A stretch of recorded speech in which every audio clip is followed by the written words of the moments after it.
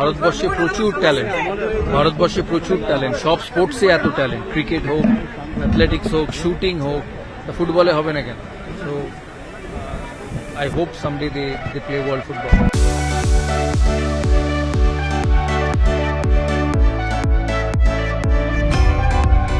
নিজের জীবনদশায় ভারতকে বিশ্বকাপ ফুটবলে দেখতে চান সৌরভ গঙ্গোপাধ্যায়।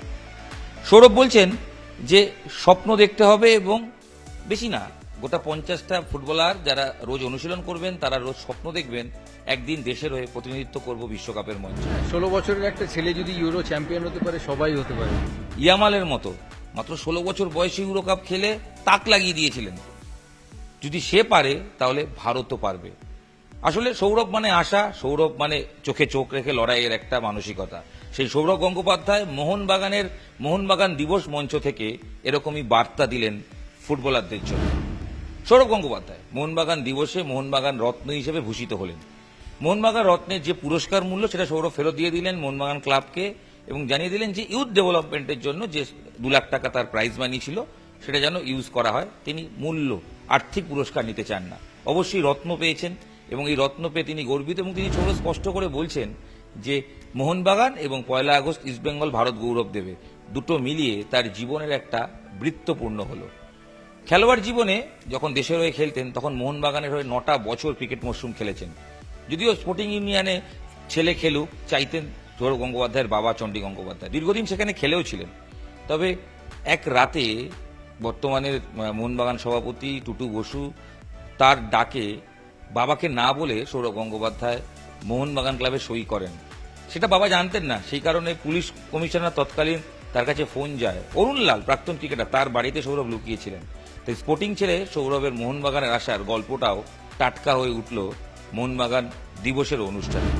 মোহনবাগান দিবস 29শে জুলাই মোহনবাগান পালন করে আসে। 1911 শিল জয়ের 29শে আগস্ট ইস্ট ইয়র্কশায়ার দলকে মোহনবাগান 2-1 গোলে হারিয়ে প্রথমবার শিল জয় করে, আইএফএ শিল জয়। ব্রিটিশদের বিরুদ্ধে সেটাই একটা লড়াইয়ের ইতিহাস ছিল।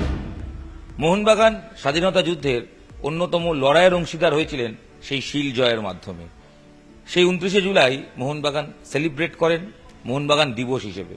সেরা ফুটবলার, সেরা ক্রিকেটার, সেরা অ্যাথলিট, সঙ্গে সেরা সাপোর্টার, সেরা সাংবাদিক, এমনকি মোহনবাগানের যারা যুক্ত বিভিন্নভাবে তাদেরকেও সম্মানিত এবং পুরস্কৃত করা হয়। এবছর সেরা খেলোয়াড় মোহনবাগানের পেত্রাতোস, তিনি পেয়েছেন। সেরা স্ট্রাইকার পেয়েছেন মনবীর। অন্যদিকে উদীয়মান ফুটবলার হিসেবে সুয়েল ভাট পেয়েছেন। অ্যাথলিট থেকে পুরস্কৃত করা হয়েছে। সেরা ক্রিকেটার অভলিন ঘোষ পেয়েছেন। 2 মোহনবাগান সমর্থক, তাদেরকেও স্বীকৃতি দেওয়া হয়েছে। লাইফ টাইম অ্যাচিভমেন্ট পুরস্কার রয়েছে অবশ্যই তার সঙ্গে রেফারিকে স্বীকৃতি, অর্থাৎ রেফারি তাদের কর্মজীবন শেষ করার পর তারপর তাদেরকে স্বীকৃতি মোহনবাগান ক্লাব জানাতে শুরু করেছে। জমকালো অনুষ্ঠান। সকালে মোহনবাগানের নতুন দল তারা প্র্যাকটিসের মাধ্যমে তাদের যাত্রা শুরু করেন। মোহনবাগানের সিনিয়র দল, কোচ মলিনা, তার নেতৃত্বে, তার কোচিংয়ে কামিন্সরা মাঠে নেমে পড়েন। জেমি, অস্ট্রেলিয়ার বিশ্বকাপার অস্ট্রেলিয়া লিগে হাইয়েস্ট গোল গেটার, তিনি ইতিমধ্যেই যোগ দিয়েছেন। মোহনবাগান দল, সিনিয়র দল, তারা 29শে জুলাই যেমন অনুশীলন শুরু করে, পাশাপাশি বিকালে জমকালো অনুষ্ঠান। সেখানে চাঁদের হাট, সৌরভ গঙ্গোপাধ্যায় যেমন ছিলেন সেরকমই ছিলেন একাধিক খেলোয়াড় যারা পুরস্কৃত হলেন তারা, আর তার সঙ্গে ছিলেন অসংখ্য মোহনবাগান সমর্থক। ছিলেন রাজ্যের একাধিক মন্ত্রী, অরূপ বিশ্বাস ক্রীড়ামন্ত্রী থেকে শুরু করে অরূপ রায়, সেখান থেকে শুরু করে বিধায়ক মদন মিত্র, কে ছিলেন না, শশী পাজা, তিনি ছিলেন। প্রত্যেকেই মোহনবাগানের জয়গান করলেন আর প্রত্যেকেই জয় মোহনবাগান বললেন।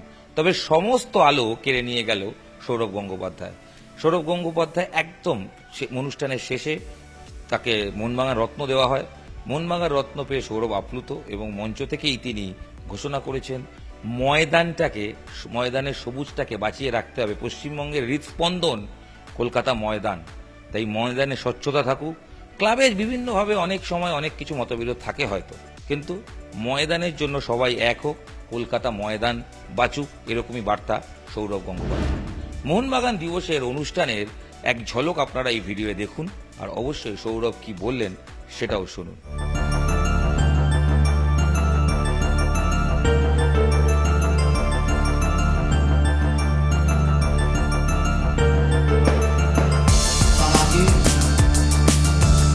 সংবর্ধনা 15 আগস্ট